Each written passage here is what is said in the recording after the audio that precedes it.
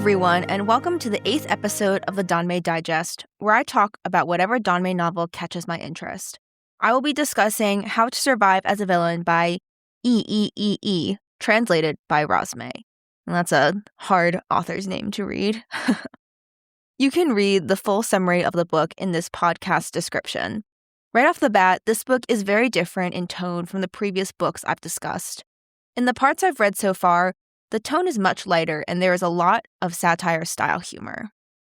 The book starts off by giving us some color to our main character, Xiao Yu'an. It's a very strong start because it basically makes fun of your classic CEO K-drama, C-drama, and webtoon. In his world, he is raised by his parents to be a domineering CEO. A domineering CEO needs to be both loving and tyrannical and memorize the 300 classic quotes of domineering CEOs. They must be prepared to fall in love with a girl who is of the common class, who is kind even to people who are mean to her, and tries to solve problems with that kindness and without deception. Now, we all know this is a classic CEO-type plotline. I found this hilarious because in those types of stories, the CEOs are just like that naturally. But in this case, he's being purposefully trained to fulfill the specific romance path. It's also really funny because Xiao Yu'an reacts completely off script to the typical CEO drama scenarios. Case in point, he runs into a girl who yells at him for trying to give her money for accidentally breaking her flower pot. A typical domineering CEO would be like, wow, she's so special and unique to not want money. But Xiao Yu'an is like, why is she yelling at me for no reason? I already apologized. Then his parents introduced him to a different archetype female love interest. The girl's name is Lin Enchanting Butterfly Ice Crystal Violet Soul Leaving the Night Phoenix Liang. That's ridiculous, right? And clearly it makes fun of a different type of character typically seen in these types of dramas. So you can kind of get a sense of the type of humor found in this book. And honestly, this satire-type humor works really well for me. Maybe because I've read some webtoons with these typical domineering CEO characters. So Xiao Yu'an was trained to be a domineering CEO but failed miserably. Unfortunately, in this world, he was also diagnosed with a terminal illness. When he died, he was transmigrated into the body of the villainous emperor of a web novel he was reading. Step 1, of course, in transmigration is to, of course, find the protagonist to try and get him to not want to kill you. Unfortunately, the original emperor is a piece of work, so he has his work cut out for him. Now for our other main character, Yan Heqing, the protagonist of this web novel, who will amass a large harem and kill the scum emperor fairly early on in the book. Xiao Yu'an rescues Yan Heqing from getting tortured in a dungeon and does his best to set him up nicely in the palace. However, enemies are everywhere, and the next place Yan Heqing gets sent to, the Imperial Household Department, has a head eunuch who treats him very poorly. When Xiao Yu'an sees him being beaten and abused by eunuch Zhao, he brings Yan Heqing into his pleasure slave house to protect him. One common issue in these transmigration stories is the main character not seeing everyone else as real people, only as characters on a page. I mean, you can't exactly blame them. It's such a huge change and not easy to adjust to. The characters who you were rooting for are now after your head. Xiao Yu'an just wants to survive and see Yan Heqing fall in love with the emperor's sister. Although this is a common plot point, it's still frustrating to see Xiao Yu'an's mindset. He doesn't want to help Yan Heqing because he genuinely wants to see him unharmed, but more so to save his own life. I'm sure this will change as they fall in love and Xiao Yu'an lives longer in this new world, but hopefully it's not dragged on for too long.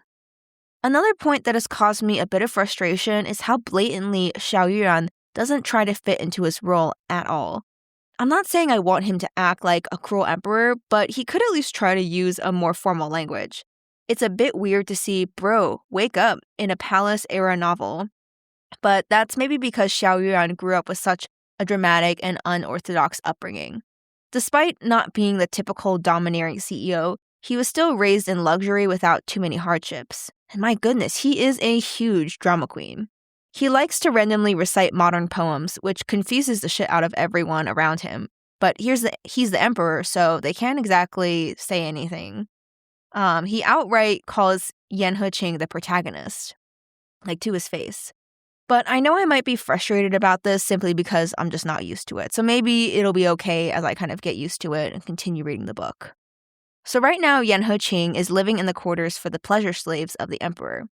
Xiao Yu'an dotes on him, not sexually, but and does his best to take care of him, to the bafflement of everyone else.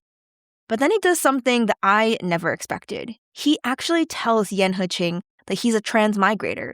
I've never seen anything like this happen before, and it gives the story a unique twist and flavor that I'm excited to see unfold. I've never read a transmigrator who doesn't even care about staying in character. I guess in this case, his out-of-character behavior works in his favor, because Yan Heqing does believe him. This sets the groundwork for their relationship to finally start growing, or at least for some trust to grow on Yan Heqing's part. I feel like the characterization feels a bit uneven at this point. Xiao Yu'an just has such a strong and unique character, whereas Yan Heqing really does still feel like a character on a page, which is maybe intentional. The author might reveal more of his personality as Xiao Yu'an starts to see the people in this world as real. If so, that is pretty genius. But yeah, Xiao Yu'an is very quirky. At some point on an excursion, he sprains his ankle, and Yan Heqing carries him back. To commemorate this new stage in their friendship, he sings a little friendship song. Another funny instance is when Xiao Yu'an freaks out when his sister feeds him the super rare soup meant for Yan Heqing. Then he forces Yan Heqing to drink the soup, and he's just like, it's okay. And Xiao Yu'an is like, what do you mean it's just okay? Don't you feel a stirring in your heart?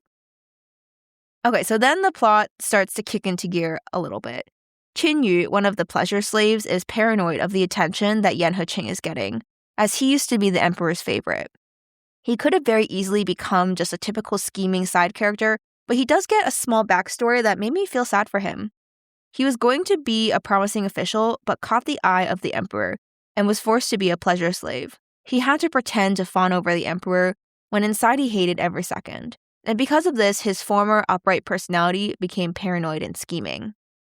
While I do feel bad for him, the scheme he concocted almost ended in disaster. There are two other side characters who play a minor role in this first half of the book.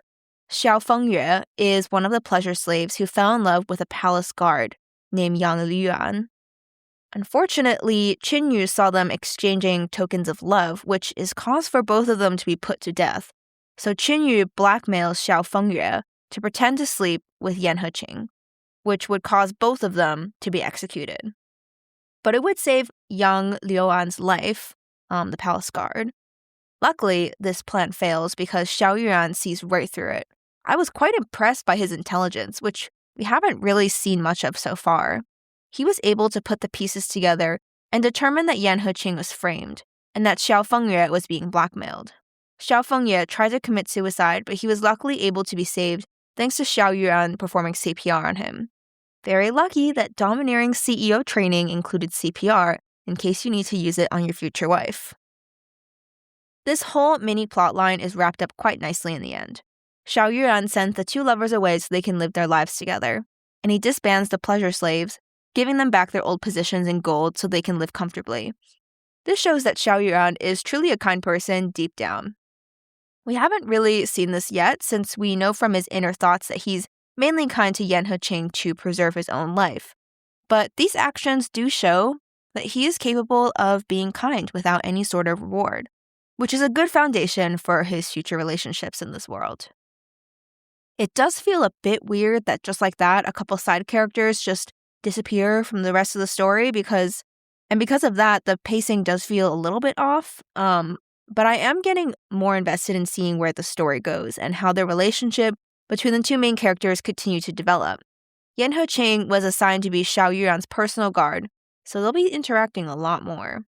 But as I mentioned earlier, a relationship can never truly happen until Xiao Yu'an sees Yan Heqing as an individual and not a character in a story. So we'll see what happens. Commenting on the translation itself, this book doesn't have the internal full-page art that other translation companies do, but there is a nice hand-drawn lotus flower and crane in the top corners of the pages, and also a small tea set on the first page of each chapter. And I love the cover's art style. There's just such vibrant colors, with the main characters at presumably some sort of festival with lanterns. Overall, there are things I liked about this book, the humor being the biggest thing. But as I mentioned earlier, the characters aren't very developed yet, and the pacing feels a bit off, so we'll have to see how I feel once I finish this book. But yeah, thank you all so much for listening, and until next time.